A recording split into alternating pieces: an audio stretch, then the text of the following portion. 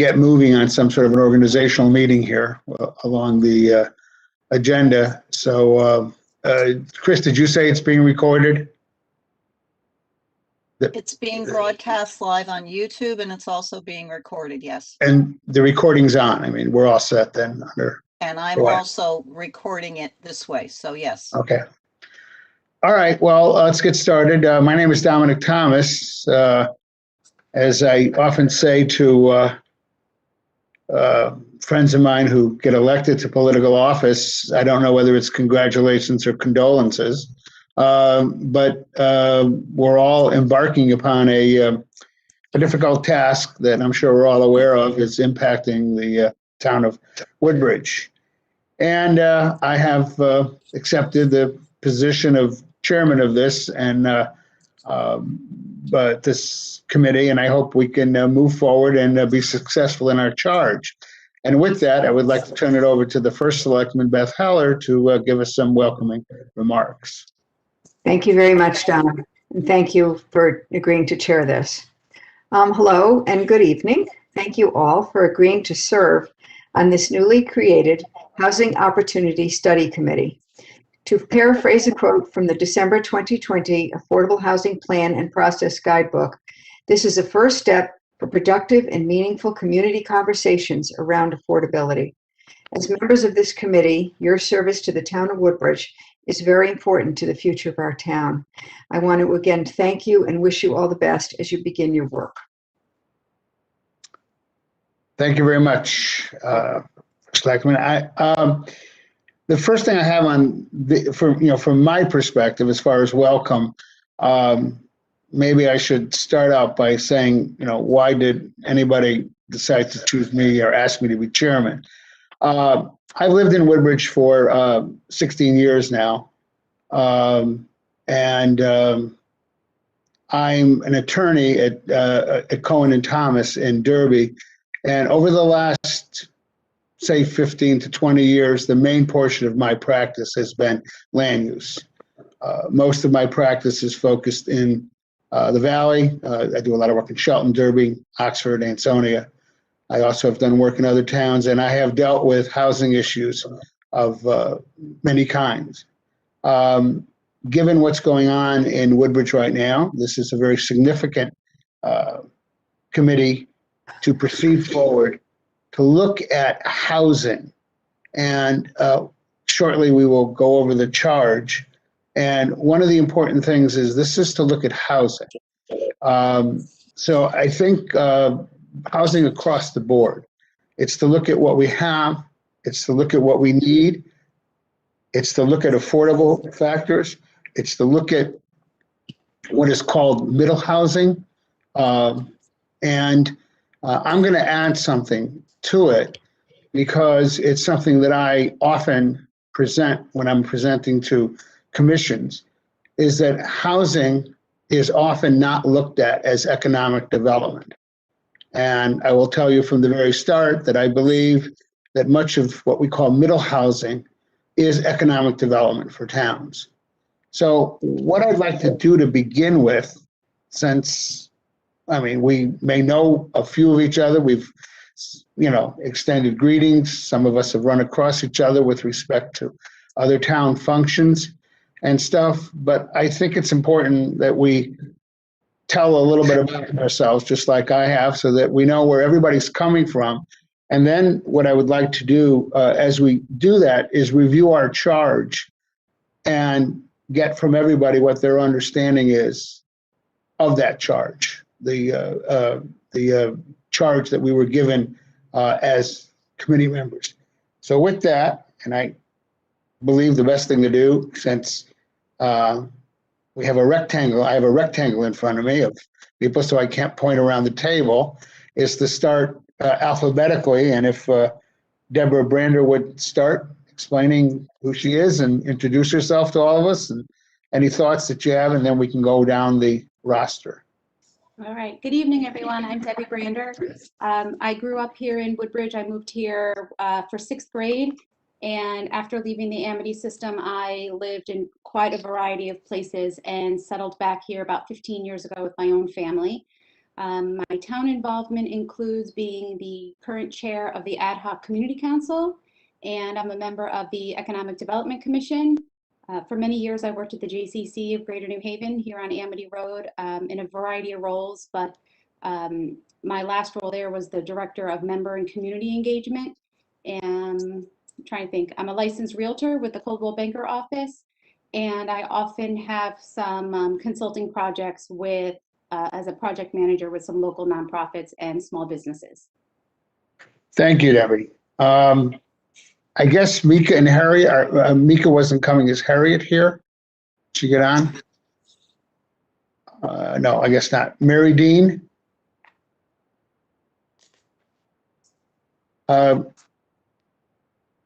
Mary, you're muted. No, I'm not. Oh, okay. No, all right. Oh. You might wish I was, but I'm not. I'm Mary Dean. I've lived here in Woodbridge for over 25 years, long time. When I volunteered to be on the committee, I mentioned my academic background, which is in architectural history, historic preservation, and planning. I also mentioned my background with the League of Women Voters and the importance of community participation, anything one can do to involve a broadest range of people in the community on a nonpartisan basis is what that organization is all about, and I believe very strongly in that. As the Vice President of the Historical Society, I have investigated for completely different reasons the history of regulations, land use regulations here in Woodbridge. I found them very interesting and looked into them. That's another reason that I thought this was a very important committee, as you say, Mr. Thomas, and to serve, to resolve, to communicate. Let's get to work. Thank you very much, Mary. Buddy DeGennaro.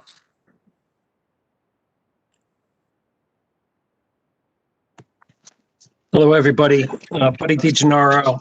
I'm a lifelong Woodbridge resident. My family's been in Woodbridge for a long time. My father and my grandfather farmed land in the flats for a long time. A real estate broker for over 31, 32 years, and a licensed appraiser as well. I work for Coldwell Banker, and I've also served on a few different town boards and commissions. I was on the Town Planning and Zoning Board, as well as the Zoning Board of Appeals. And, you know, I really treasure the time that I've spent serving the town, and look forward to helping out any way I can with this commission. Thank you. Nicole Donzello. That's correct. Thank Okay. you, Dominic. Yeah. My name's Nicole. I've been a resident of Woodbridge for 5 years. Prior to that, I resided in New Haven in the Westville section, a couple miles down the road, for approximately 10. I am an attorney with the Office of the Public Defender. Right now, I was working at the Judicial District of Waterbury until recently, when I had to take a temporary retirement to deal with a pesky leukemia diagnosis. So I hope to return soon. I have always participated in a lot of nonprofit work, worked on various after-school nonprofit organizations for at-risk youth. Currently working on my own foundation assisting leukemia patients. I am a member of the COOPOP committee for the town of Woodbridge, and have been for, excuse me, I think almost 2 years now. And I want to help in any way I can to ensure that we can get this done, and I know we can. And I just want to say a little side note. I was able to watch the webinars that were presented to us, or the links were given to us last week, and they were very helpful in determining how to successfully implement an affordable housing plan for small towns such as ours. And so I encourage everyone, whenever you have the moment, to review those as well. I found them, again, they'll be able to guide us in the right direction. And it's my understanding that a lot of these small towns, especially I know Salisbury, for example, would be willing to have us meet with them and go to their monthly meetings to gain assistance. So that's my story. Thank you. Thank you very much, Nicole. Did Elaine Feldman make it on to the, yes, Elaine, okay.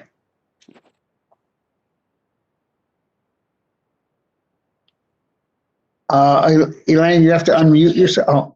I am unmuted. Oh, okay. I am unmuted. You can hear me?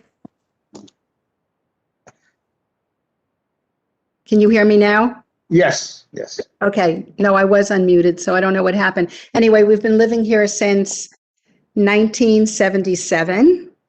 And for 17 of those years, I served on the Human Services Commission. My main interest was in disability rights. So very involved and active in making sure that Woodbridge did have a handicap van. When I first joined the commission, there was no such thing. Learned a lot about the town from the Human Services Commission. It was a wonderful commission to be on, saw all aspects of life in Woodbridge. And more recently, I'm retired now, but have been very involved with the refugee community through IRIS in New Haven. I've helped lots of refugees look for housing and know that there is very little decent, affordable housing in New Haven. So I'm vitally interested in the topic. And also, I didn't get a chance to watch those webinars, but I did read through the whole history of this process. It's been going on for many, many years. And I do feel strongly that there needs to be a way for everybody to listen and for us to come up with compromise solutions that take the needs and the concerns and the worries of most of the residents into consideration.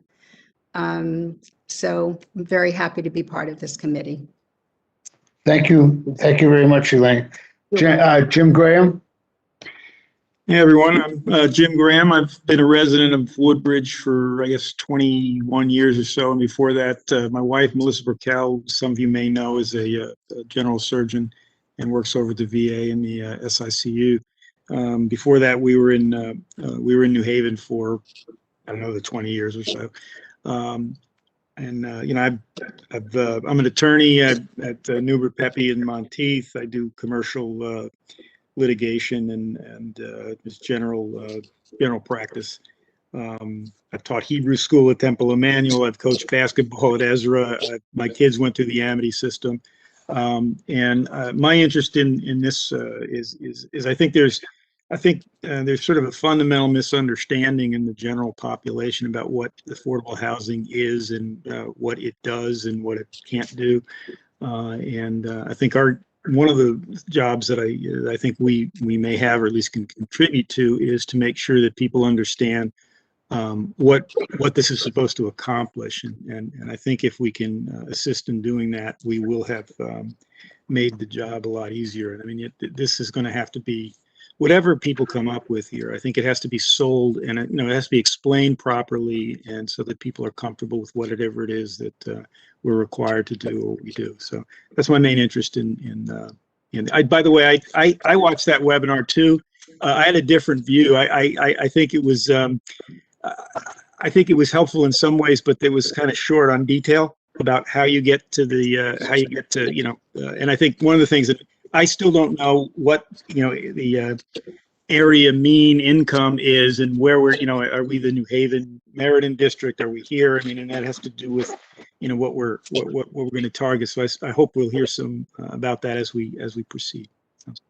Thank you, Jim, and greetings to the indomitable Andy Lubin when you get back to work. I will see him when he gets back from his. I think he went on some boondoggle somewhere, but he hasn't been around for a few days.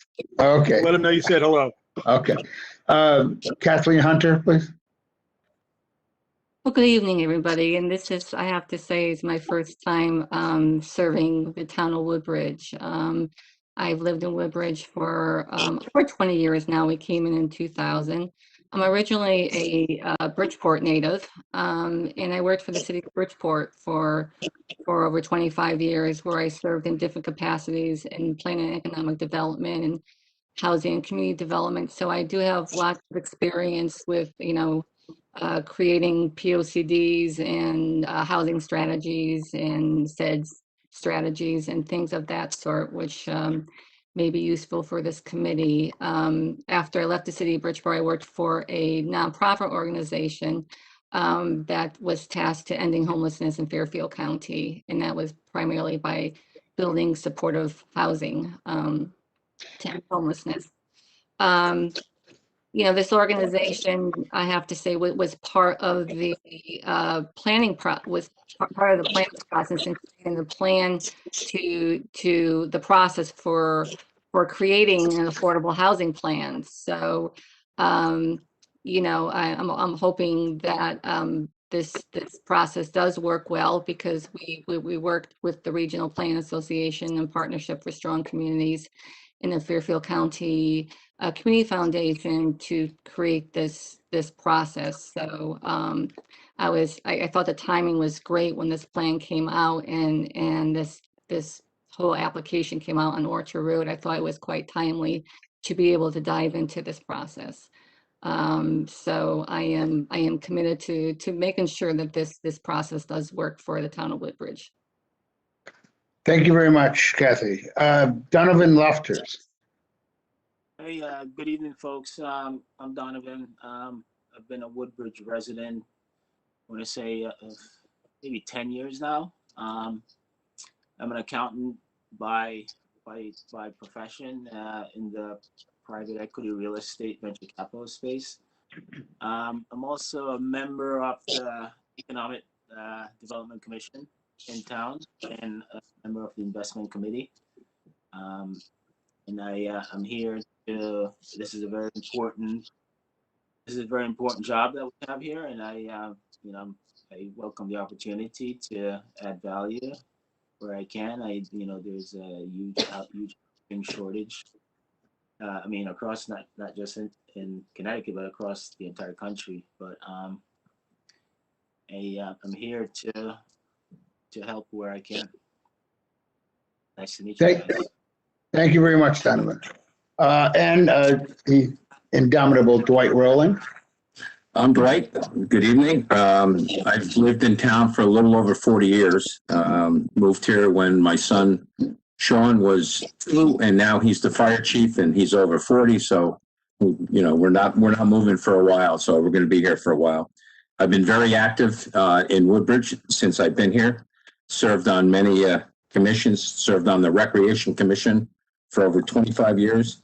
I've been a member of the fire department for over 20 years as an honorary member. Been on the Board of Selectmen for the last 2 years. I actually chaired many of the projects we've done here in town, which included the Woodbridge Library, the addition to Beecher Road School, also a lot of the renovations, also the new fire station, which I chaired. So, and I also been involved in the baseball league here in town, as Dominic knows, for over 35 years. I've been president for about 23, 24 years. And it's going great, and it's a wonderful thing for the community. In the construction industry, I worked 45 years. I retired in 18 after working for 45 years. Worked in New York, worked locally, and all that. So I think I do bring some like experience that we can all use, and hopefully I can be able to help this committee come to a resolution with the town. Thank you, Dwight. And Louis Schaefer. Hi, all. Thank you for having me. I've lived in Woodbridge for 22 years. I thought I was a newcomer, but I guess I'm not. While my heart is in Woodbridge, I love this town. My accent is from New York. I'm an attorney. I work for a large financial services company, SS&C Technologies. We have 26,000 employees. I had the software licensing and the HR legal teams. I have not been involved in anything with the town, which is part of the reason why I want to give and want to do this. I have been involved in other affairs. I've been president of my synagogue. I've been president of the corporate bar. I have, as I said, I love this town.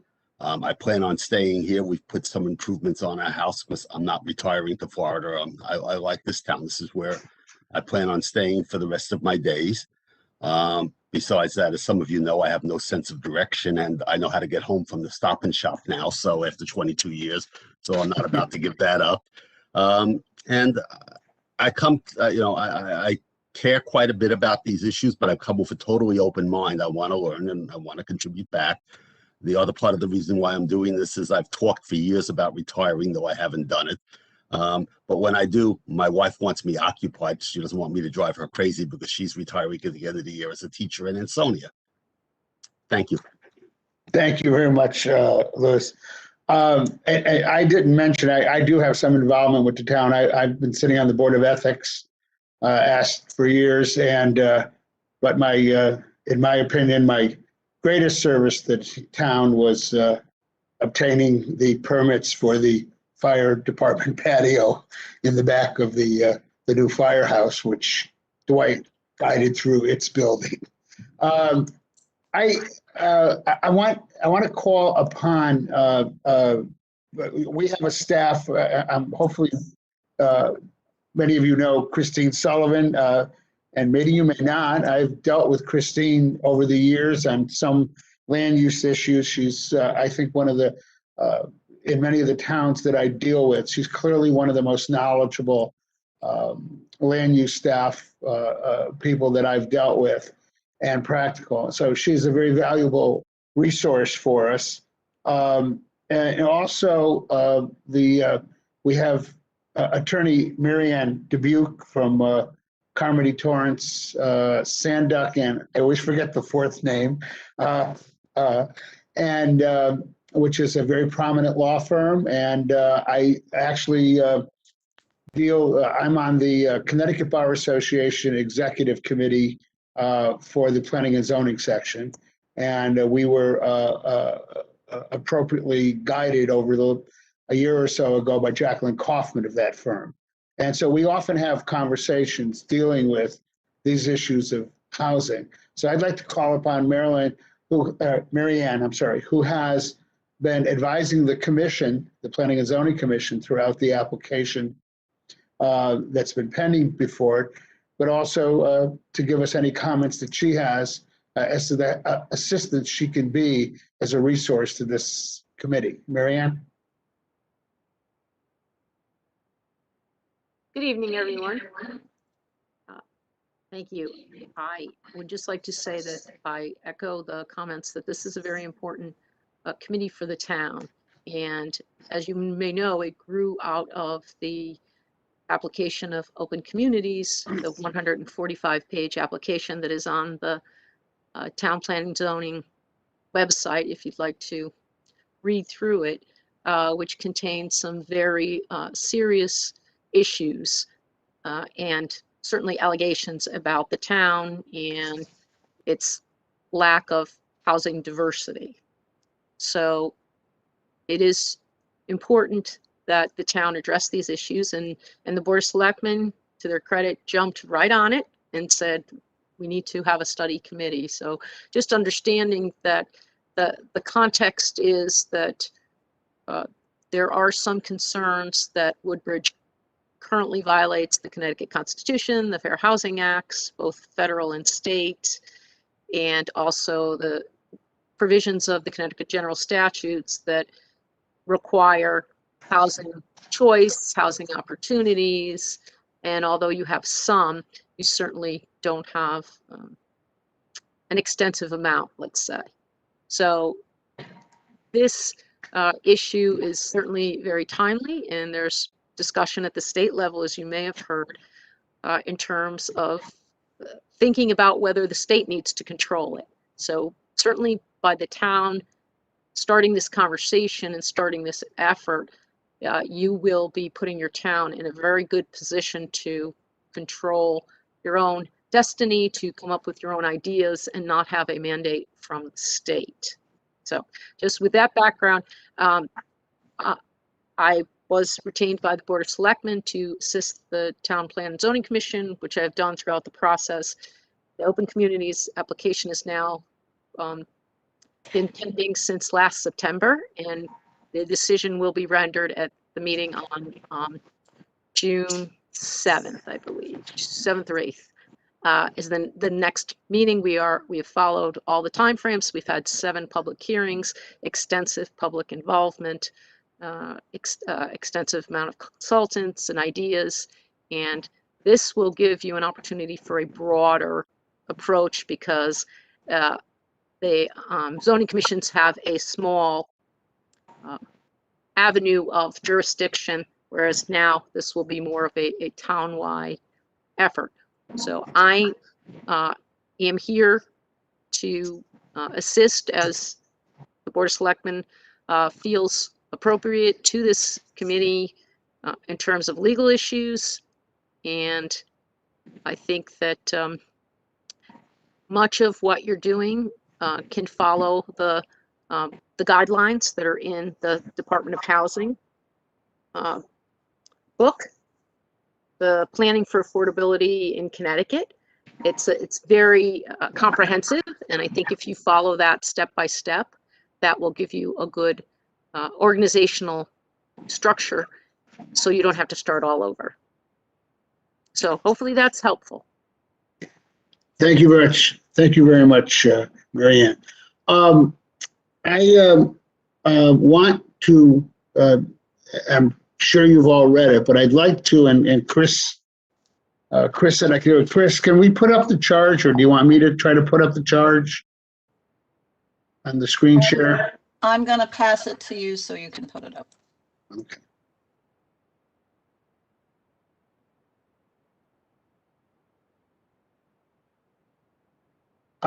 Can everybody see this? Yes or no? Trying to. Not yet. Not yet. So I have got to, I'm used to, okay, now, all right. Now I've got to figure out, here we go. All right.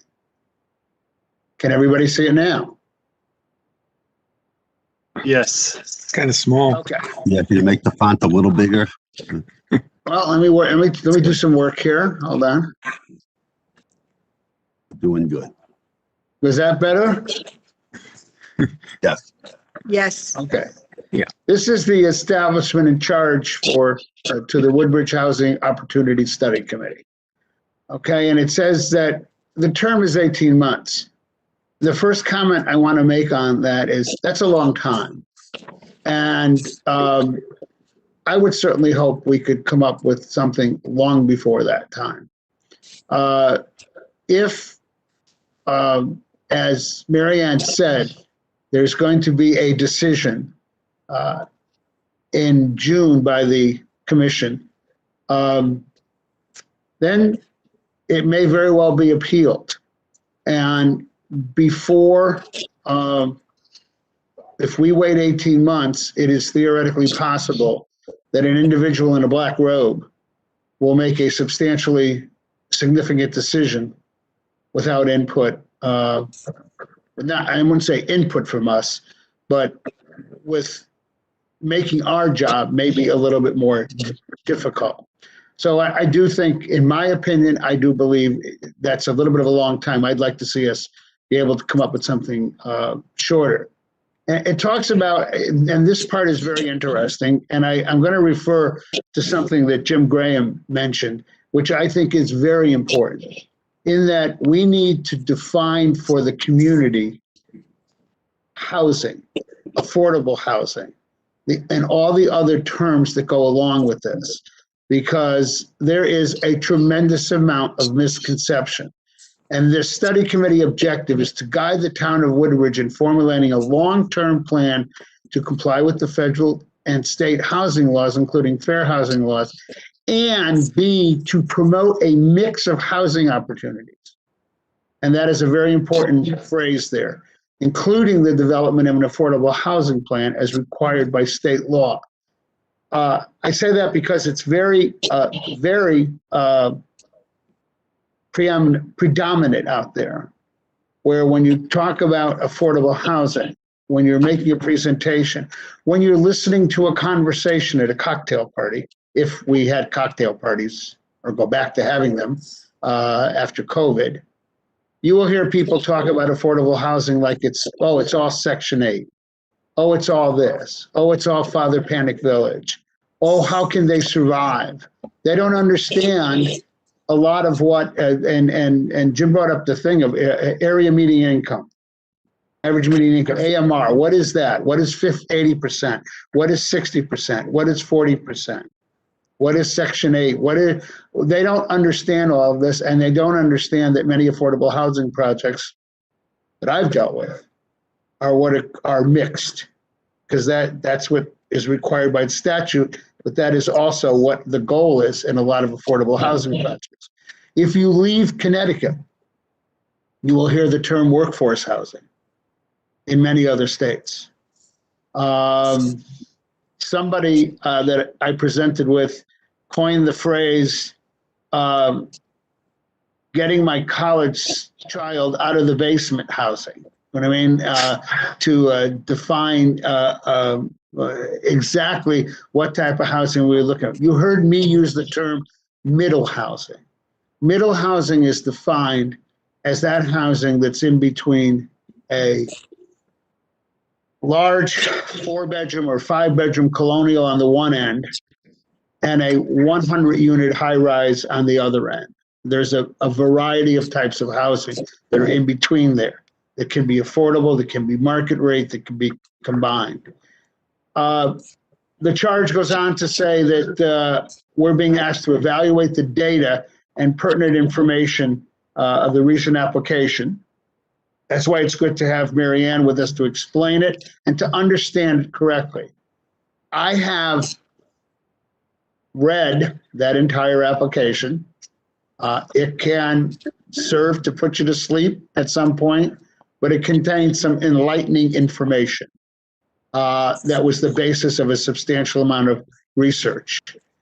And for us to do our job, we need to do a lot of research.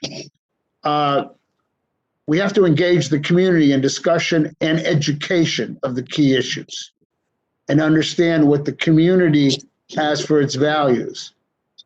Part of the problem in affordable housing right now is the phrase community character, and how community character has been used to create exclusionary zoning rules. We need to assess the housing needs and identify barriers. What housing needs are there in Oxford, in Woodbridge? What housing needs and how are they different from anywhere else? One of the big things we need to understand, and I forget, I believe it may have been Elaine who pointed this out, that there is a housing shortage. You've got to understand this. There is a housing shortage. There is a substantially less housing than there is compared to the need for housing, supply and demand. And then we need to submit a report, and it tells us about this. So what I would like to hear from any of the commission members, if they have any comments about this charge, if they have any concerns about this charge, if they have any questions about it that we need to discuss before we move to the next phase of what we need to talk about, which is what our tasks are and how we should set it up. Should we have subcommittees, what our structure and what our research is? Are there any comments from any of the commission members? Hopefully I can exit this, stop sharing, and about the charge. Well, I'm wondering how we will go about engaging the community. Like this with WebEx or in small groups. I've been talking to my neighbors. Actually, Lou Schaefer and I are neighbors. We live just a few houses apart.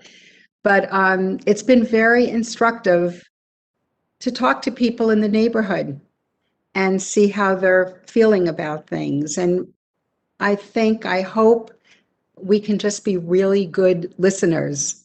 So I wondered, did people have something in mind when we talk about engaging the community? Small groups like this, or? Well, as a committee, we can and should hold public meetings. I don't want to say public hearings, because they're not hearings. They're public meetings. We can do, one of the things farther on down in the agenda that I talk about is I believe it's important, and I need your input on this, to form subcommittees for the various topics. I also, there are tremendous resources out there that we need to investigate. For example, and I want to make this, in full disclosure, when the public hearings were taking place, I, as a resident of Woodbridge and someone with some knowledge in the area of land use, I wrote a response and I submitted that response. And at some point I would disseminate it to everybody. And it was very pointed. I did a lot of research. I did the research sitting at my computer. I don't know how many of you use the GIS, but it is great to fly over Woodbridge at 6,000 feet and look down at the buildings and take your computer and take your mouse or whatever and click on the various parcels. So what I did is I flew down and I clicked on every large parcel, every large piece of white. Does everybody on the committee, have you ever used the GIS? Do you know what information is there? Is there anybody that's not familiar with it?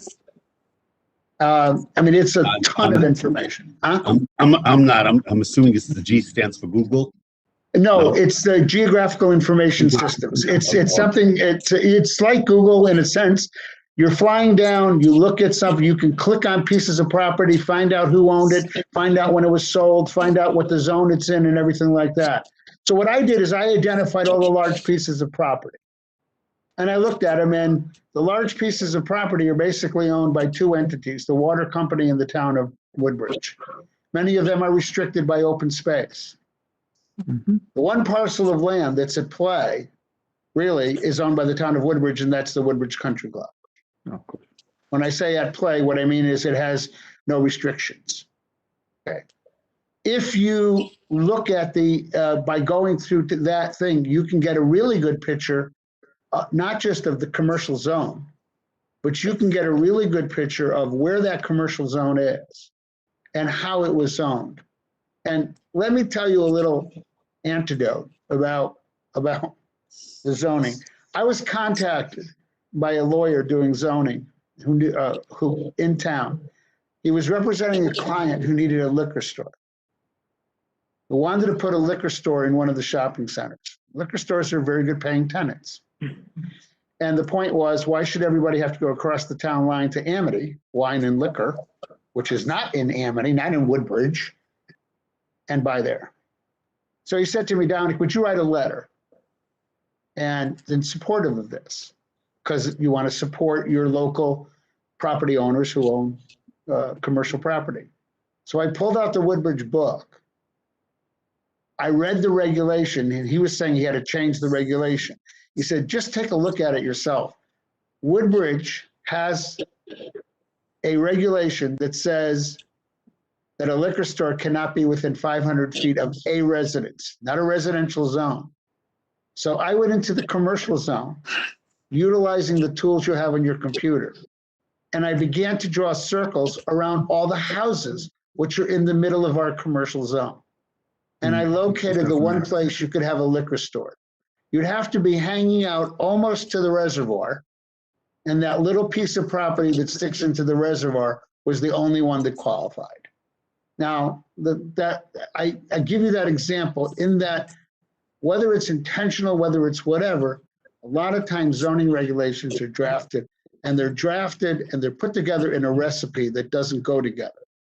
And really part of our job is to take a look at it, to get the research and to find out why the residential components of it have created a situation where Woodbridge, to be very honest, was the low-hanging fruit when it came to filing that housing application. They didn't pick us because we're next to New Haven. They picked us because we have the easiest case to make to a judge in the housing court, in the Superior Court. That is the reason, because when you look at it, so what our job is, we need to do a substantial amount of research, and we need to do it through GIS. We need to get information on a lot of things. And I'm going to start by naming a few of the things that I believe that we need to get information on. I've already mentioned GIS. Dominic, can I say, Yes, Dominic, yes. can I say something? This is Jerry Weiner for 1 second. Yeah. I want to respond to Elaine Feldman's comment about how do you communicate your work to the community. It's very difficult. As we all know, we don't have a town, really per se town center where everybody gathers and meets, but we do have 30 to 35 boards and commissions that contain many, many Woodbridge residents that have meetings once a month, that are on television, that have people who come to the meetings once the pandemic in-person meeting is lifted. So what I would suggest, and I think would be a very good idea, is once you get into your work, each one of you be sort of a designee to go out to these commissions when they meet, explain what you're doing, explain the purpose of the group, and where you are in plans and concepts, and you're going to be able to reach hundreds of people very, very easily. So keep that in the back of your mind if you want to really reach people. I think that's very important. I also believe, I mean, we can hold meetings ourselves, but one of the things I want to talk about is forming subcommittees, and what subcommittees we need to do to send us out and do the research. So a couple of the areas that I mentioned, the GIS, knowing what land is in Woodbridge, the planning and zoning regulations. Obviously, we need to, everybody should have a copy of them and know what they are. And then I think we need to reach out, and Chris may be able to help us on this, and get information to our committee, get information brought to us as a committee concerning the town's infrastructure. And this involves where in the town we have sewer and water. Where in the town it's just septic. What if any septic? I think we're in the Quinnipiac district, Chris? Yeah. Yes. Okay, so we're in the Quinnipiac district. So we may need to have at some point have a meeting, whether it's in, we'll discuss how we want to get this information, whether it's through a committee presentation or through subcommittee. Transportation. Yep. What is the transportation system here? Do we have any areas where public transportation extends into Woodbridge? Can that public transportation be extended in any fashion? What type of interior transportation do we have? Whether it's transit district, whether it's other types of thing provided through the senior center or anything like that. These are all important for us to know. So those are some that I threw out, but any commission members think of any other areas that we need to gather information on, that we should be reaching out to those that can provide us information. So it's not necessarily a gathering of information, but I think one subcommittee that is important goes back to what Elaine was saying, and have some kind of education/communication subcommittee that can really make an effort to explain all the different categories, whether it's market rate, luxury, affordable, what Section 8 means. I think people in town really need to know the language and the vocabulary so we can help communicate that, educate our residents. That's a very yeah, go ahead. Could I weigh in here just on it? I think you know, following up on what Elaine said and Debbie said and Jerry as well, I think it is important, you know, that we try to educate people, but I think, and I'll speak for myself first, I think I need to be educated first as to some basic stuff like what exactly is affordable housing. And then the, you know, the indexes or the, you know, the parameters that are used to define it and the kinds of things that are going to be contained in a plan. And so I think that's something that we have to do first before we go out and, among the masses, so to speak. Oh, yeah. I mean, we have to know what it is before we share it. But I just think that's just one Right. opportunity. That has to happen first, I think. Right. And to tag on to what Jim said, it's not just the communication, it's all committees. I'm not prepared to say which committee I want to be on until I know more about it. And I'm not saying I know we have to give a report sooner than the 18 months. I understand that. But I think we need to spend a little time, as Jim said, in educating ourselves and then breaking down into committees. Absolutely correct. I don't know. The names don't pop up. So just speak up, and your rectangle will start to flash. Okay.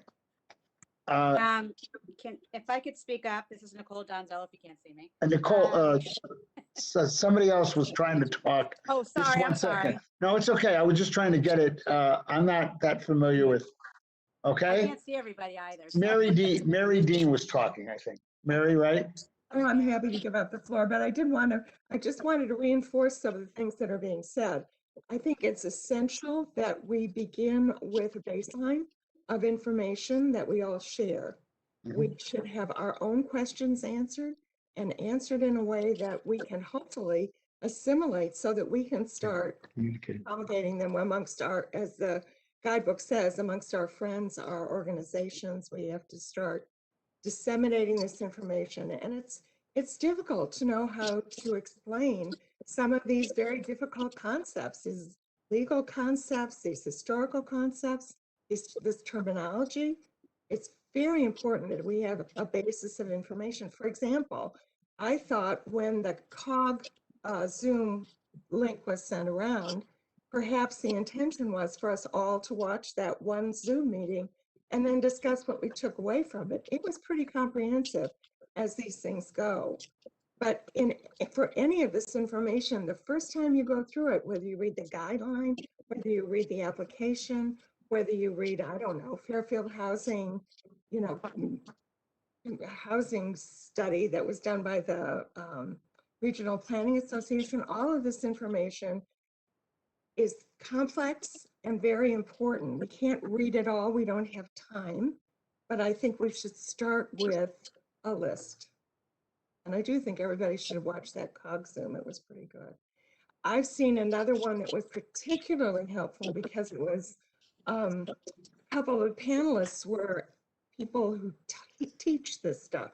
So they were remarkably good at explaining in simple terms what some of the things were about. I could look up that Zoom and give you the link if we wanted to go that direction. In terms of basic information, I'd also like to add that I would like to have a sort of library of basic tools for us to use. I would actually, maybe I'm old school about this, but I'd like to have that guidebook from the Regional Planning, from the Department of Housing in paper, if we could get it. I would like to have a good map of Woodbridge that shows where all of these zoning districts are and what their names are, what their characteristics are. I think we're going to need to know that. I find it very difficult to follow the TPC meetings as a result. I think everybody needs to read or at least know what's in the application because there's a remarkable amount of work that they've done for us there. We can thank them for that. Lots of data and lots of that's very, is everybody, hopefully this is going to be one of our last Zoom meetings. Hopefully we'll be able to move into meetings at town hall so we can sit around a table and have a better discussion. A lot of the stuff, Mary, we can generate, we can get, and that's a very good point. We can get copies of the guidebook. That's very helpful to have the map. I know there's a zoning map. I asked Chris if anybody in Oxford, I keep saying Oxford because I was town council of Oxford, and that's it. If anybody in Woodbridge has generated an open space map. That's another thing that would be helpful to see what the designated open space would be. So we'll try to assemble as many of those maps, both in PDF and in paper form. So that's a very good point. Nicole, did you? Yes, if I just add, I may be able to help and assist in this way. Regarding the information that we need to gather, at one of my meetings this week at COOPOP, a representative from the Conservation Committee had presented a report that actually identifies the property in Woodbridge that does have restricted deeds, agricultural, for example, and things of that nature. So I think that would be helpful, and they are willing to share it with us. So I think that that would help us because they took a lot of time researching the town and determining what properties do fall under certain characteristics and which properties have no restrictions on them. Again, we bring up the Woodbridge Country Club, right? But that's, this is the information that is within that report. So that may be helpful. And in fact, I would ask for them to present all the information regarding the properties at the pertinent time. The other comment I wanted to make is that I have looked at the statute. To say it's wordy is doesn't even do it justice. But in terms of the definition of affordable housing, and again, this goes by the education piece of telling the public. From what I understand, and again, I may be incorrect, which is why, as indicated by one of my fellow committee members, we need to make sure we're all on the same page regarding definition. But it's 80% of the median income. And then once you take the 80% of the median income, 30% of that number is the amount that you cannot go over for residential costs. So what is the median income, which is the $1 million question? And the way that I have reviewed some of the other towns has been the actual county. However, that being said, some people have tried to utilize the actual town. So we do need to get some clarification regarding that to come up with that number. Now, that also being said, another piece of information we need to determine is how many affordable housing units do we require in this town to comply with the state mandate? Now, I believe, and again, correct me if I'm wrong, that 10% is the magic number of homes that are within the town. I may be completely incorrect on that. And if that is the case, I think one piece of information that we 100% need is, number one, how many residents within the town at this point in time are affordable housing units under the definition, number one. And number two, what does that leave us with? What is the difference? And knowing what our number is that we should be, what should be our goal towards complying with the statute, that's how we can then utilize all the other resources that we're talking about, and that what you talked about, Dominic, right? About saying what properties we have available in Woodbridge via all the different type of avenues that you discussed, the GIS system, et cetera, the commission report, rather the Conservation Commission report, right? And getting the planning and zoning regs, and then seeing how we can comply with that number without potentially changing the zoning laws as they stand now. Now, that may not be possible, and that may be something that we're not able to do. But I would like to know those numbers, what the goal is, and see how we can comply, and if we can comply before we have to change any type of zoning regulations. And I think as we go along, to go to the point of my other fellow committee member who indicated it's very important that we let the public know at every step of the way and have them, give them the opportunity to speak. I think initially we should ask, and this is what we should do, within our municipality, what type of housing do we need in Woodbridge right now for our residents? We know that there's a lot of discussion about aging in place. So, and we have a lot of individuals who want to retire, who cannot necessarily afford the homes that they live in right now, however, want to remain in town. Well, what do we have for those individuals to retire? On the other side, we have children of residents now who have graduated from college, graduated from law school, wherever they've gone to school, who want to return to Woodbridge to raise their families, but they just cannot afford the homes that as they are now. I mean, as you said, the market is crazy now. There's not a lot of homes available. So I think we need to ask our residents what type of housing they need within our town. And then we open it up. It's like a two-step process, well, many-step process, but then we open it up to our region. And what type of housing does our region need? We know that there's very little housing in New Haven and our surrounding towns. So then we kind of open up to that. But I think that we need to start somewhere because there's so many different ways areas which address. But those are my comments. So. Yeah, I can tell you something about 10%. The 10% figure is the figure, and Woodbridge is one of those towns, as are many of the towns like ours, that is in the very small percentage, 1-2% or less than that. The 10% is a goal only that when you reach 10%, such as exists in Ansonia and Derby, for instance, when you are at 10%, then if someone comes before you with an 8-30G affordable housing project, which is the statute, they must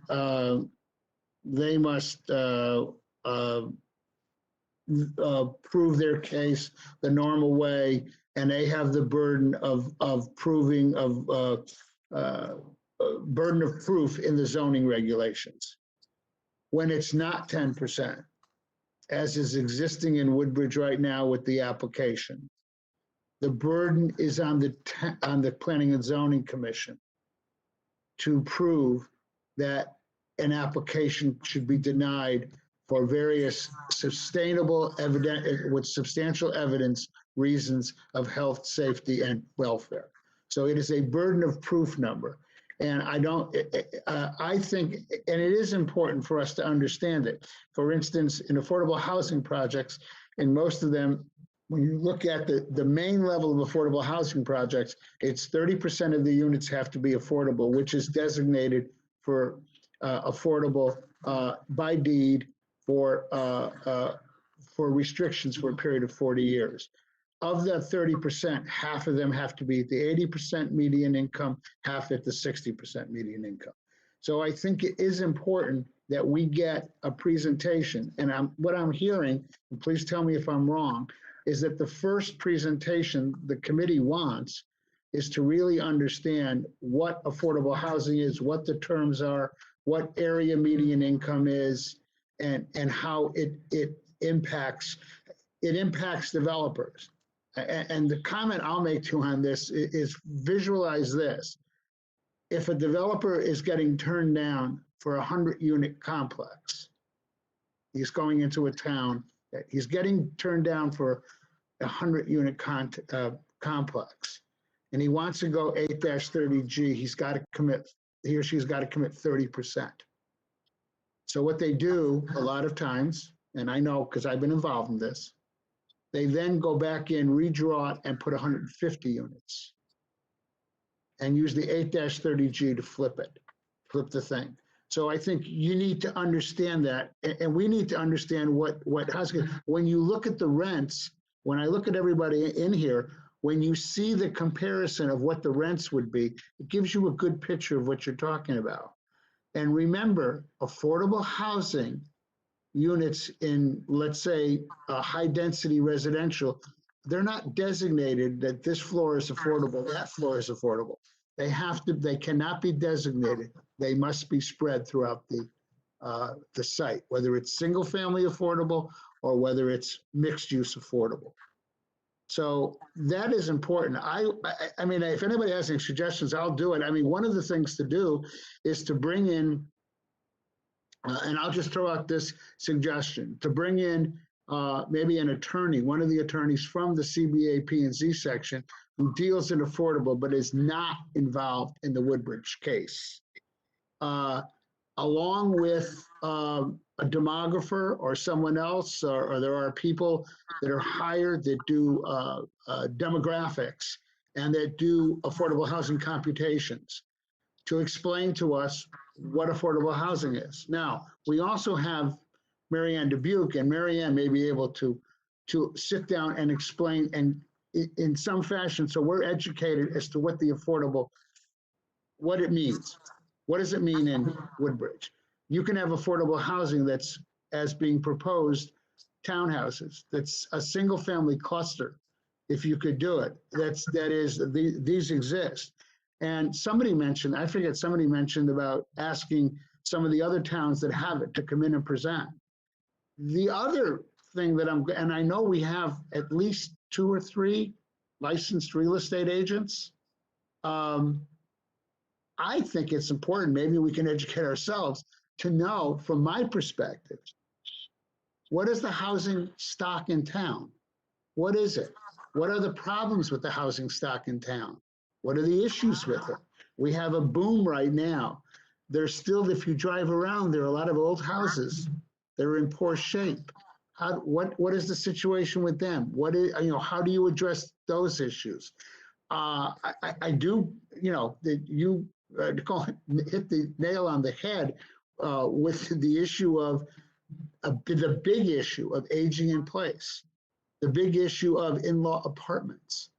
And full disclosure, I grew up as a kid with my grandmother, my mother, father, my sister, and I living in a 900-foot flat in Derby in a two-story house with my aunt and uncle down below. Okay, so, to me, that kind of, family thing, which is starting to come back now, is something that people want to address in Woodbridge. So we have to look at, what do they call them now? Granny pots, which I think is a horrible phrase. And we want to look at apartments. Do you ever drive around Woodbridge and see the number of apartments that are on top of garages and wonder where they came from and wonder if they're rented? Maybe the realtors can help us answer that question. So that's a form of potentially a form of affordable housing. So do you want me to try? I can talk to Marianne. I think she's off. But I think what I'm hearing is everybody wants to be educated on the affordable housing law and all the terminologies that go along with it. The area median income, the percentages that go with projects. And I think what we're talking about is understanding what it is when somebody comes in under 8-30G, the statute, which, for lack of a better word, people are referring to as forced affordable housing, as opposed to voluntary affordable housing, which is something we as a committee will get into discuss later on, which is asking developers to come in, giving them the opportunity to build housing, and if they voluntarily dedicate some to affordable housing. So is that, everybody agree that that's the primary thing we need to do education-wise? I think, Dominic, if I could, just to follow up on that, I guess we're not going to be able to come to a goal. And I know I keep going towards the numbers and I want to know how many units we're going to focus on until we really understand what affordable housing is and what actually is, what kind of affordable housing we already have in town, because we don't really know what that definition is as a committee yet. So I think it's very important that we determine, and we're all on the same page regarding the affordable housing definition, determine how many units we already have in town. And I think we have to determine how many units we want to add to the town. And then we can focus on, okay, and where can we put these units and continue on with all the suggestions you made. Chris, I was just going to say that, again, that COG Zoom happened to mention this, the importance of thinking about our committee, about such committees as housing committees, as committees that are dedicated to determining what's actually needed by our citizens and by the citizens of the region around us. Not just focus on affordable, because that, as you know, is going to draw fire, but rather to think about all the kinds of housing that can be provided and should be provided. Part of that is studying demographics. If you look at the Fairfield County Housing Assessment document, you'll see that there's a whole section on demographics that shows that the number of families without children, if you want to put it that way, is increasing. So the need for single-family housing in the future is debatable. So you really need to have smaller housing. You might also know that the TPZ is discussing the possibility of making granny flats, what do you call them? I forget, there's a proper term for it, legal throughout town. So we may be running in tandem with them and making suggestions for changes that are generally considered low-hanging fruit here. What I really wanted to say was I wonder about the idea of the making committees. I don't see 18 months as a lot of time for this job. And I think if we, especially if we're going to try to move quickly on a number of different fronts simultaneously, that having committees is a very good idea. We have a very large committee overall. We should be able to break it down. And then we can, in smaller groups, discuss how we think and how start to digest for the larger group an initial suggestion of how to proceed in these various ways. Were you thinking that the committees would be the ones that are identified on the at the last page of that guidebook? There are like 6 of them there. I haven't decided. I was going to try to get input in what subcommittees we want to do. I do want to ask Chris a question. Chris, do we have Chris Sullivan? And I think I read this somewhere. Do we have? There is a list of what is the actually restricted affordable housing in Woodbridge, isn't there? Yes, there is. It's part of the ongoing application materials. A lot of what you've been talking about is in that application material that's been submitted. There are a little over 40 units at the moment. You have about 3,200 units in town, so you're looking at roughly 320 units of affordable housing. And out of the 40 some odd units that you've got, many of them are the units which are down on Lucy Street, which in a period of a few short years will be out of their time range for qualifying for affordable housing. So it's a moving target, because when you have the year restriction on it, it's continually going to be changing. It comes and it goes. You've talked about getting information in terms of demographics. This information has already been done. It's out there. One of the COG workshops, which I think I shared with some of you, and if I didn't, I can share with more of you, has a link to having that information already done. So that information is already there. So I think what would be helpful is, getting a list of what it is that you want, and then we can see what's out there that's already been done so we can get it to you. I think you need to focus on the fact that under the 830G that you've got a housing plan that has to get done by next July, according to state statute.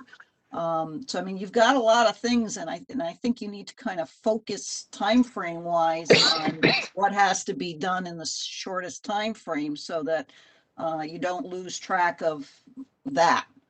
One other thing I do want to mention is, as part of the review that Planning and Zoning's been doing on the application, that Glenn Chowder, who's their planning consultant, already created a map of the town which shows where the public water supply watersheds are, where sewers are, where public water is, so you can look at that, what parts of town have what services available or don't have them available.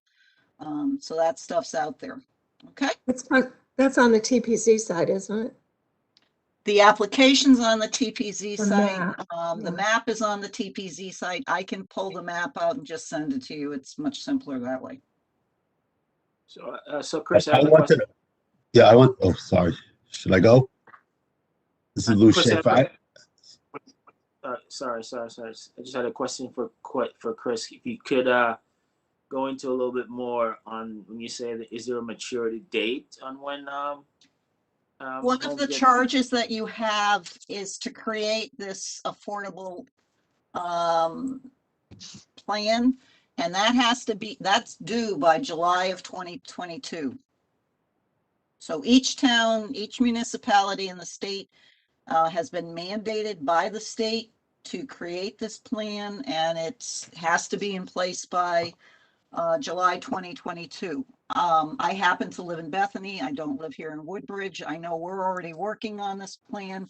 And one thing that I do want to share with you is a questionnaire that's going out to everybody in Bethany regarding housing. So one of the things that's in this Planning for Affordability guidebook is using a questionnaire. There are other sample questionnaires that are out there. But again, that's the kind of thing you need to get it out there, because there's a response time for things to get back, and then you need to be able to analyze it. Actually, Chris, I was about to say, this is Lou Schaefer, I was about to say something else, but I'm glad you brought up the questionnaire. I live on Old Quarry off Peck Hill, not anywhere near Bethany, but I got the questionnaire in my mailbox, so I'm not sure if everybody else in Woodbridge got that or not, but it is an interesting questionnaire, but I'm not sure if everybody got it that was supposed to get it. I know it was delivered by the Postal Service, which is not the best in this area. Going to what I was originally going to say is I'm not opposed to committees at all, and I think we should do them quickly. Yeah, we do have a mandate, and the mandate is even quicker than we think it is. But I'd like to have at least 1 or 2 informational meetings so we're all on the same square. As I said, I come to this committee with an open mind. I also come to this committee with an empty mind.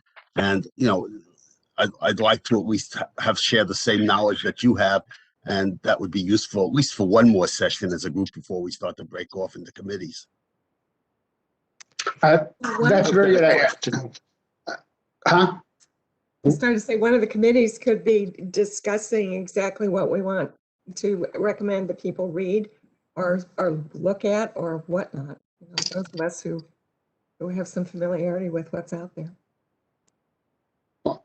I think what I'm hearing from, yeah, go ahead. Okay, thank you for Chris and Dominic. Woodbridge, as you know, has, and I'm not sure the numbers, I think we should take an inventory.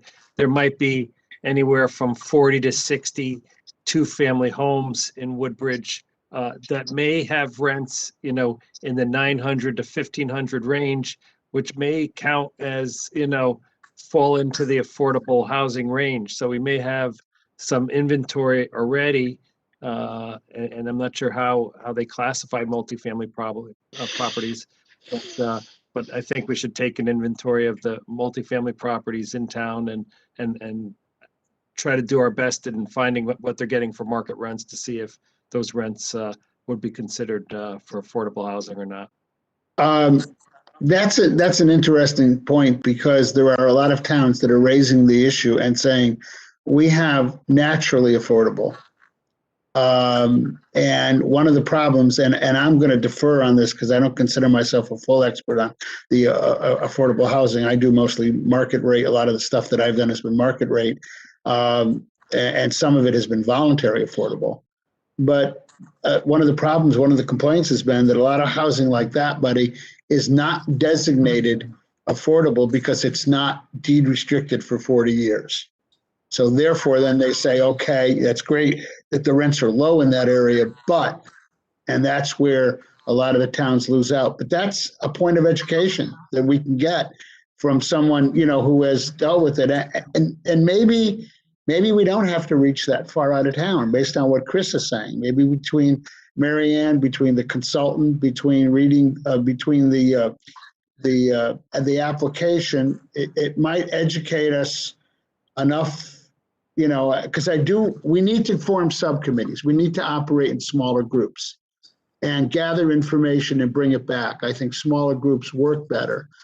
But before that, we need to be educated ourselves. And we have different levels of knowledge of it, but we also have different unique levels of expertise. Like I said, you know, the realtors on the committee can provide us with information. What Chris is telling us is we have a lot of this information to address some of the questions. And I think that the next thing that I see is we need to gather it together and get it out to all of us. And then what we need to do is determine what we want at our next meeting to be able to address this. Do we want a presentation on affordable housing, and we truly need to understand what we're talking about. And, you know, affordable housing, as they talk about it, and a lot of times in the statute, is workforce housing. There is then supportive housing, which is something different. There are different kinds of affordable housing. They're across the only thing you ever see in the media a lot of times is the affordable housing unit that's 300 units of something that somebody's putting in. There are single-family affordable housings that are clustered. Now, the question is, and this is why I brought up infrastructure and I brought up septic, water and sewer.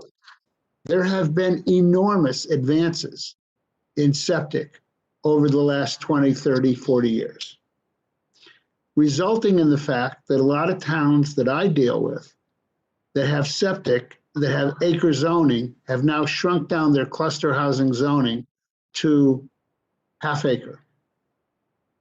So as a result of that, do we look at the possibility that there's the ability to have cluster smaller housing? That was a very good point about the need for smaller housing. Do we look at that? We need to get information on that. But I think the first thing we need to see is we need to get answers for everybody because we have different levels of knowledge and expertise in this of what is affordable housing. And we need to do it quickly. So I guess the other thing is I'm hoping soon, even before the July 1st time, maybe, that we can start meeting in person, but and we're going into the summertime, unfortunately, which creates other issues of meeting. But I'm assuming the 7 o'clock timeframe that is an appropriate timeframe for everybody in the evening, and obviously better than daytime meetings. And for ourselves, for our next meeting,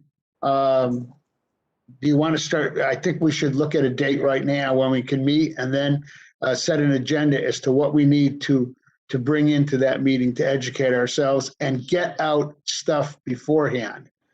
Some of the stuff that Chris has talked about, get it out beforehand so we all have as much information as we have, including, and I did listen to if we're all talking about the presentation, the presentation from the small towns that was last week. I mean, I listened to a portion of that. Unfortunately, I got derailed on another Zoom that I had to leave for, but that kind of stuff is very informative.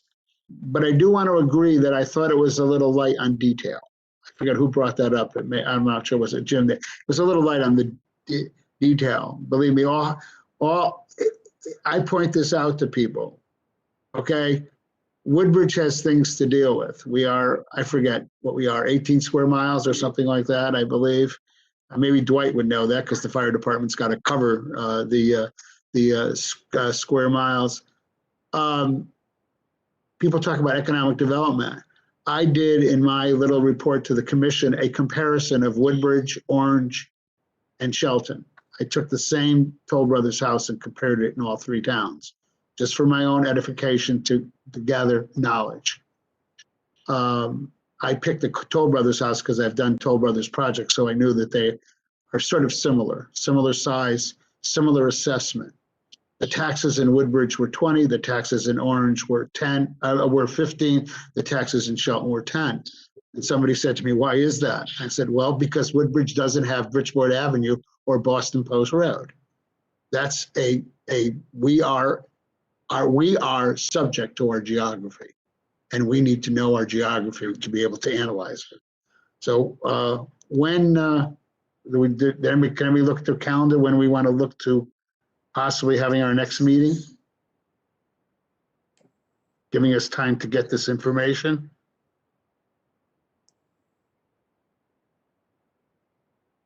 And frankly, I'd like to see if we can meet, I'm leaving on the, and I'll be honest, I'm leaving on the, let me get the right month. I'm leaving on the 23rd for a few days away, coming back on the 28th, but any chance we could try to, unless it's too soon, you want to try to meet on the 16th, or do you want to try to meet on the 21st, which is a Monday night?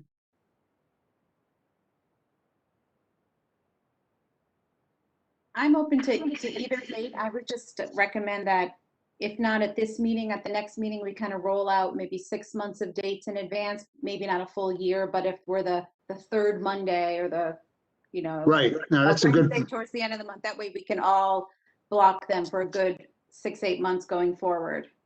That's a very good point. Very good thing to do. So either dates work for me.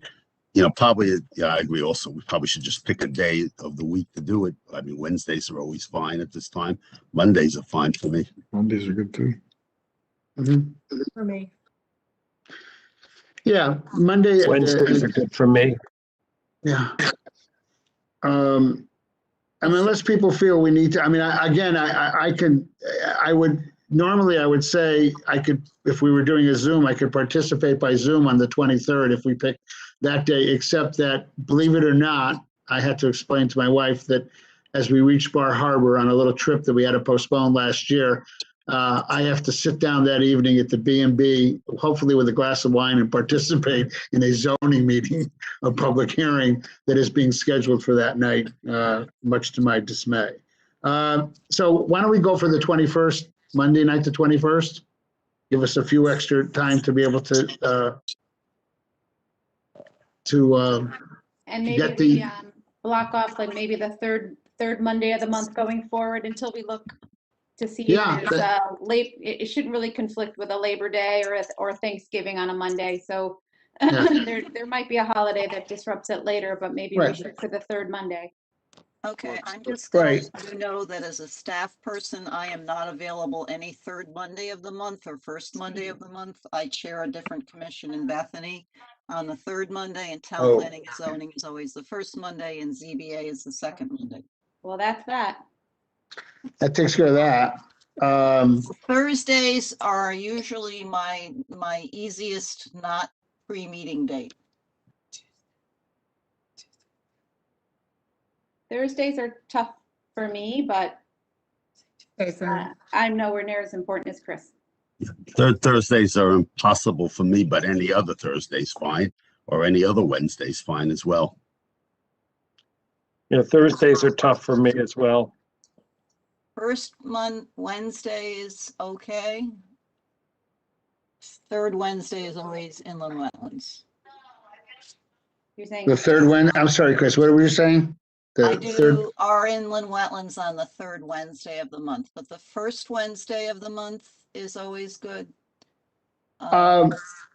let me, some of the boards that I sit on quite a few nonprofit boards.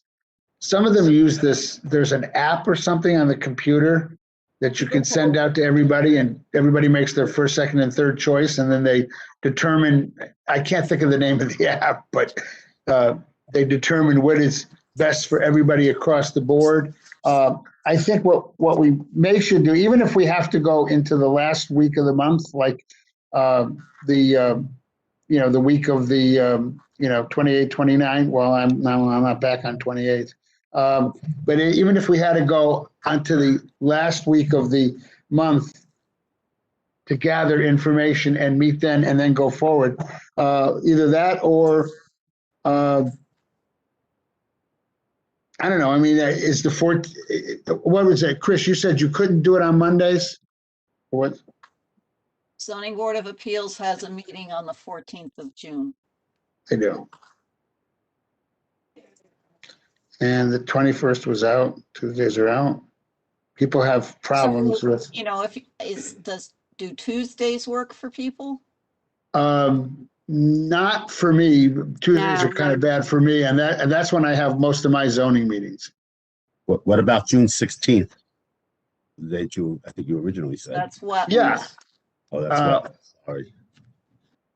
So if you did the 9th, that's fine. And that's basically about 2 weeks from now. So that would give you a chance to get information out to people. I'm not available on the 9th, but that's up to you guys. I'm not available on the 9th. I have to chair another meeting that night. Well, one of the problems with the size of the committee, and this is we're going to have a difficult time doing that. I would hope that even with some of the meetings, some people might be able to participate remotely. Why don't we do this? Why don't we try to go with the 9th, at least to get the information together so that we can get the information together, and that way on the 9th we could also let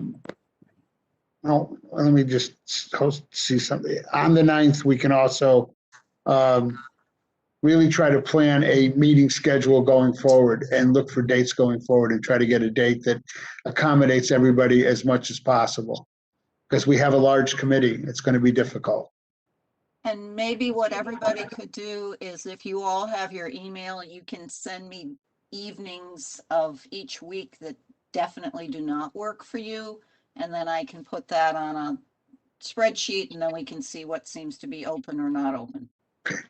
So what do we need to be sent to the commission members? And I mean, and who needs it in paper rather than PDF, you know, the ability to print things out. And I think one of the things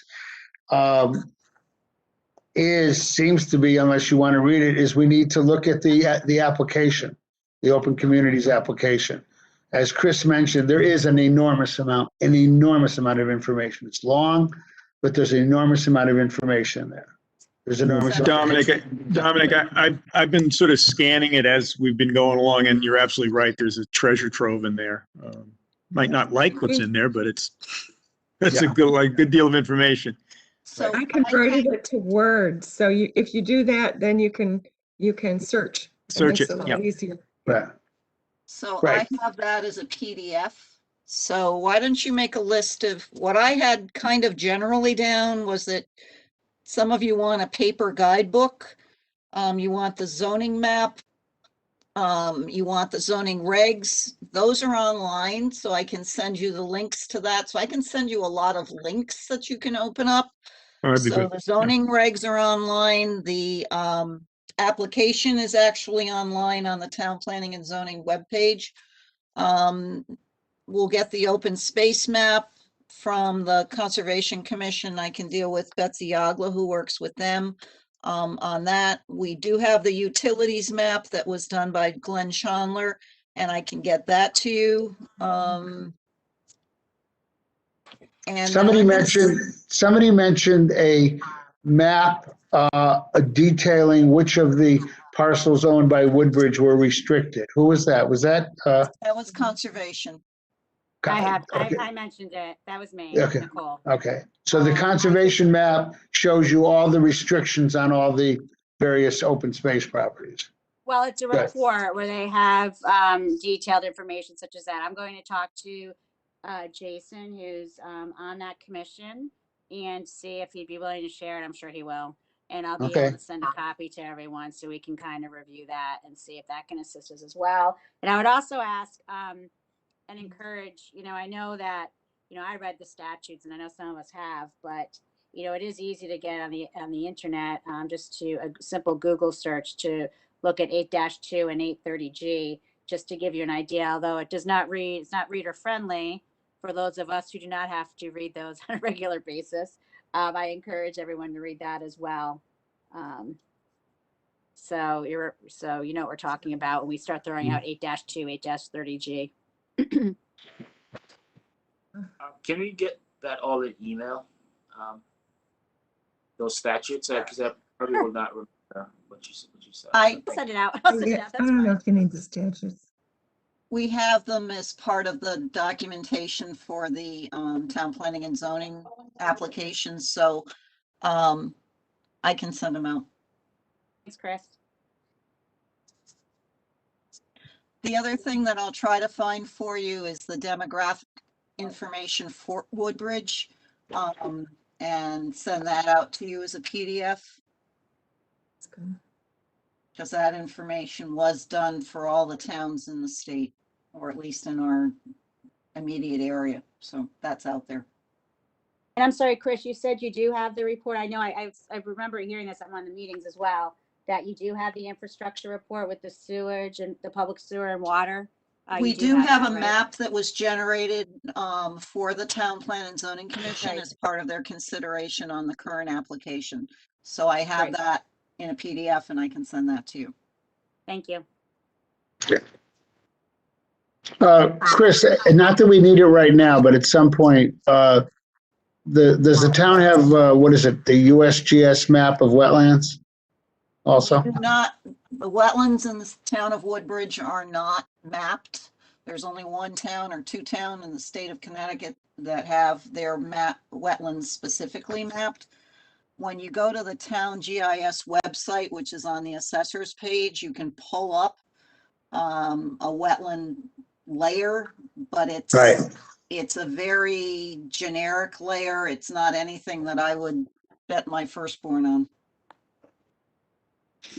And the reason you need to understand that is you need to know that Woodbridge basically overall has a lot of, besides dedicated open space, it has a lot of areas that are basically non-buildable because of ridge lines and wetlands.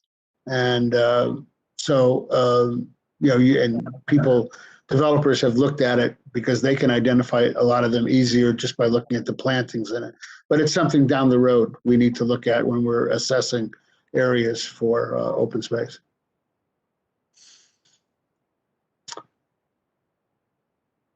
Mary, you're not coming through strong. I unmuted myself, but anyway, Okay. I wanted to suggest that during the next couple of weeks, while we're thinking about these things, that people make a note of the information that they think they're going to need in order to be able to explain things to other people. You've heard a lot of the public comment. You know where some of the issues are. Some of these issues are always brought up in this context. People's concerns about traffic, people's concerns about taxes, people's concerns about being called a segregationist, all of that stuff. We need to be prepared with good answers to make people feel more comfortable about the issues. And as I said, these things are addressed commonly, so we can easily find good answers, good responses to use for ourselves. But first we have the questions. Yeah, I got to tell you, that's a very good point. I think, Buddy, you said you were an appraiser, correct? Yeah, yeah. One of the points that people often make is, well, if there's affordable housing near me, my property value is going to go down.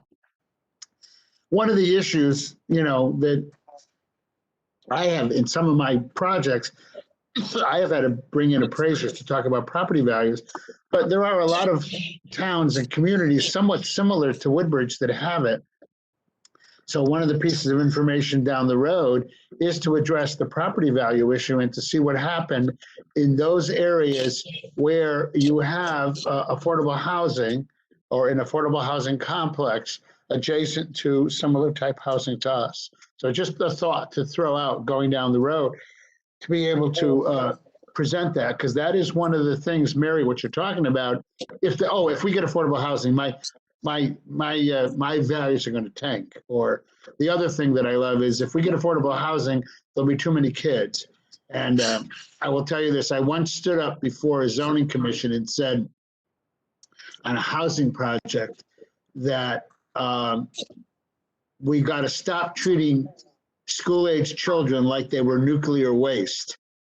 And one of the commission members, tongue-in-cheek, said a nuclear waste dump would pay taxes. And but those are the kind of answers. I think, Mary, it's a good point. We need to be prepared because we're going to become, I don't want to use the word targets, that's a boring word. We're going to become a focus for people in the community. To come up to us and ask questions. Yeah.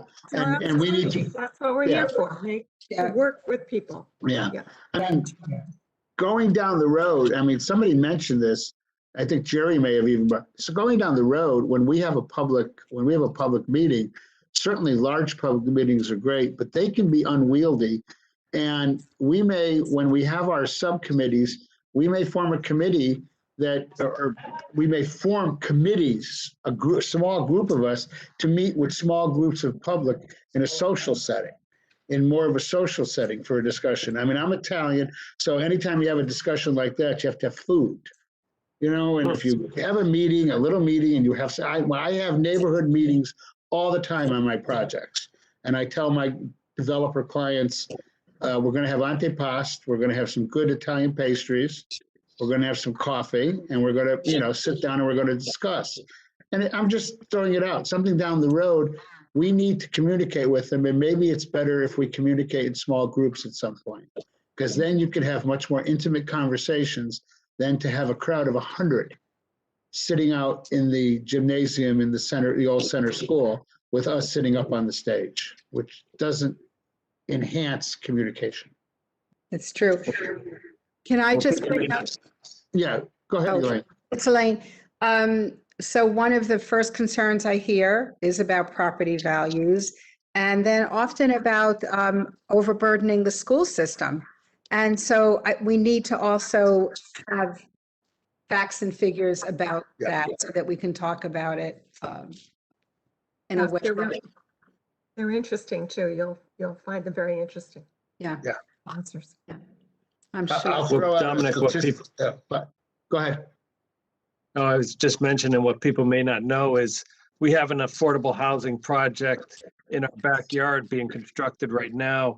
If in Orange at Beecher Walk, which is right next to Home Depot, there's approximately, I think, 60 something units going up. And, to your point, 30% of those are going to be affordable.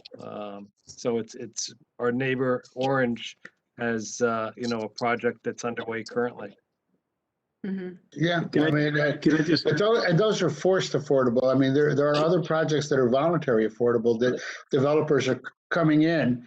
You get a large project, you get 100 units, and you get them to commit to a voluntary affordable of even 20%, not necessarily 30%. You're mounting up your number. It was interesting about the school children issue.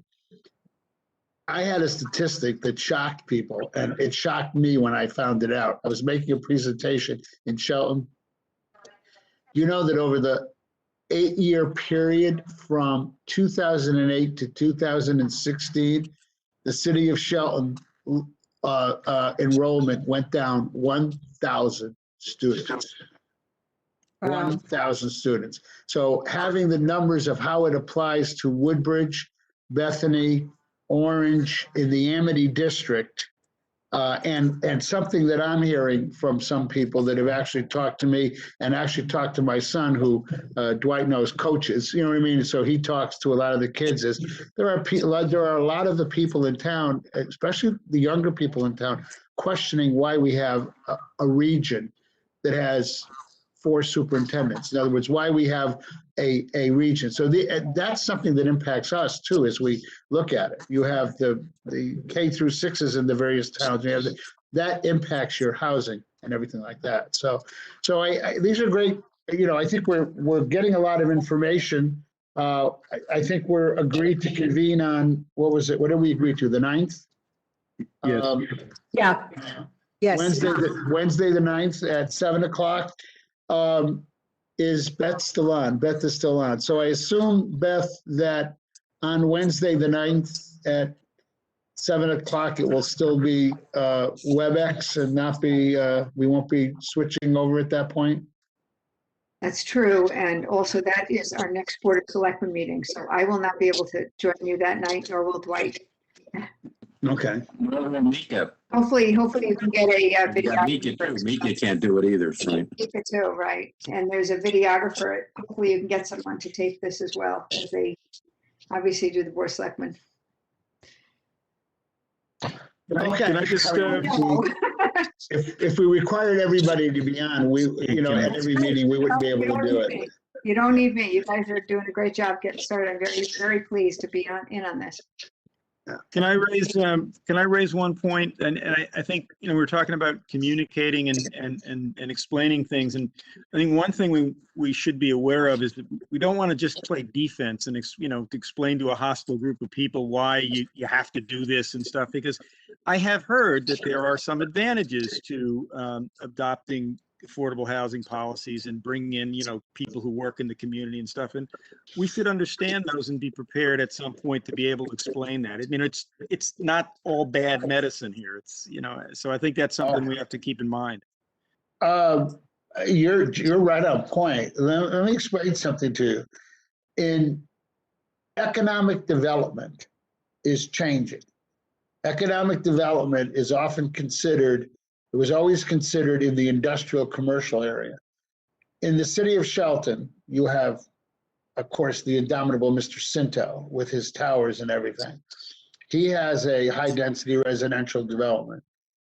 If you eliminate his office buildings and his other buildings, and you look at the top 10 taxpayers, 5 of them are high density residential development. when you're talking about some form of high-density residential development, especially if you're talking things, you take, for instance, townhouses in the 1 and 2 bedroom view, you are generating very few kids in reality, and you are generating a positive cash flow. But the missing definition or the missing identification of economic development is when you bring the people that live in these. Remember, these are affordable housing, they're workforce housing. They are the type of housing that people are in there who have jobs and work, and the economic development is what is in their pocket and what they take out of that pocket and spend on the restaurants, the shops, and the other commercial ventures in your town. So there, as Jim said, there's a very positive impact of it for bringing these people in town. And one more point that somebody mentioned about the younger children coming back into town and where are they going to live? They have found in a couple of larger developments in one town that I do work in, where they've put enormous amount of apartments in, that they are finding that the young couples that are moving into the apartments and living in the apartments, they've moved from, like, one couple was quoted to me, they moved from Oxford. They were both Oxford. They couldn't find any type of housing they liked. They got married. They moved into an apartment. I think they may have worked at Sikorsky's or something like that. They finally had a child, and they decided they were going to buy a house, and they bought a house in the town, in Chelsea, because there was housing available to them. So we want to attract our Amity graduates to come back here, but we don't want them to have to wait a long time. We'd like to have middle housing, all 4 types of housing for them to come in. And that's the positive that Jim was talking about. Hey, you know what? This way we get people back. And you're right, we can't be on the defensive. We have to be on the offensive and explain. And another important population that we need to address are those people that work in town, that serve in town, that can't afford to live in Woodbridge. I mean, you have, teachers, you have policemen, you have people that work at the transfer stations. You have people I know who I go to church with that are part of the community, but they can't afford to be in the community. So we also have to look at that interest, and that makes for a much stronger, vibrant community if you have your teacher being able to live in town, or if you have your policeman being able to live in town. I think that's just so very important. Just a couple things I wanted to bring up in terms of the housing plan. Another important element is not only the creation of housing of opportunity, it's the preservation of it. And so if we have our only 40 houses that count towards the Appeals Act that we may lose in a year or so, we really have to address strategies to make sure that does not expire. So, the housing plan is going to have to address that as well. And another strategy for having housing count towards our count is that home ownership does count towards that. If you have home ownership opportunities that are funded by a CHAFA mortgage or a USDA mortgage, that all counts towards the number that we need, the 300 number that we need to reach at some point. And it doesn't have to be like, the 300 number is very long term. It doesn't have to happen, in 5 years or 10 years. I mean, that's something that could be happening in 20 years. I know Salisbury has always been touted with their plan, and they're just looking at 5% over the next 10 years. They're not going for the 10%. So we should keep that in mind. And I had a couple other things. I'm thinking about Guilford has they have an amazing home ownership, affordable home ownership project that's going on in their town. And so we should probably just kind of look at what other towns are doing. And I think it is important to bring in people that have already been there, done that, and learned by their experiences. Because, when I was listening to a lot of these webinars, it's very informative. We don't have to recreate the wheel. There's a lot of experiences out there that we could learn by. Yeah, very good point. I think I can foresee a subcommittee doing that, going to the other towns and getting information from them, rather than having them come to us and make a presentation, but having them bring the information back to us. Chris, the 40 houses, most of which, were they age restricted too, besides affordable? Some of them are age restricted, but not Okay. most. Okay. And just another question, the approved plans for the corner of Litchfield Turnpike and Bradley Road, what were those age restricted? There was no For affordable. over 55. Over 55, but there was no affordable component in that, right? Originally, no. Okay. Okay, so we're going to be meeting. Any other comments or anything like that? I think we. Yeah, I think a few people brought this up, how important it is to explain to us what affordable means, because when I hear ownership, in my mind, that doesn't sound like affordable. So I'm just trying to get a good understanding of what affordable housing really means. Is when I hear a fireman or a teacher owning a house in town, to me that doesn't sound like affordable. Like, what exactly is affordable? I mean, we could tell her for next meeting, but that's important.